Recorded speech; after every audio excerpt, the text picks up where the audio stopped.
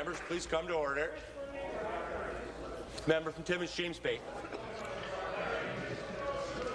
My question is to the Minister of Natural Resources. Minister, we learned last week through the Toronto Star that a number of people, and I would say in the thousands of people, were affected by Agent Orange that was dispersed by companies under direction from the Ministry of Natural Resources. How could it be in a modern democracy like ours that the public was not informed when it was found out that this Agent Orange led to the cause of cancer? Wow. Minister. Mr. Speaker, I'm very glad to have the opportunity to address this issue, and I'm pleased that the member from Timmins-James Bay has asked the question. I'm very concerned about this issue, and I can assure members that I'm committed to obtaining all the facts and sharing the information in an open and transparent fashion and protecting public health. So our government is taking steps to address the situation, and my office has taken a number of actions already. I brought the issue to the attention of the Chief Medical Officer of Health last week, who informed my office that there is no immediate public health risk.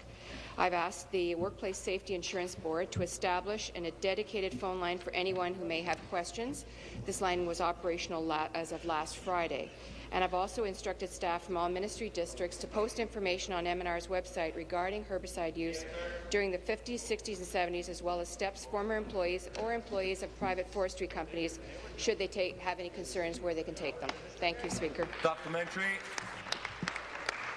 Minister, the issue is this. In our democracy in the 1970s, when the Ministry of Natural Resources learned that the toxic chemical they were using, Agent Orange, led to cancer, how could it be that the public was not informed?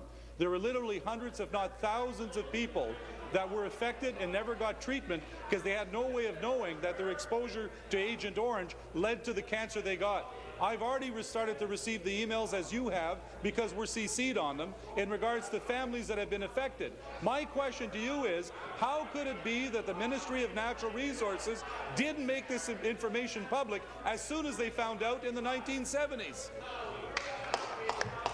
Minister. Thank you, Mr. Speaker. As I stated earlier, I am very concerned about this issue, and I realize that it is certainly a worrying subject for many families in Northern Ontario. We can't change what happened 30 to 50 years ago, but I can assure you that our government is taking steps to ensure that the issue is addressed. Last week, I instructed my ministry to take immediate steps to gather as much information as possible on this herbicide. Unfortunately, much of this information predates our electronic records, so it may take a little time to assemble and evaluate paper records. I can tell you that MNR stopped using this particular herbicide in 1979, 6 years before it was banned in 1985.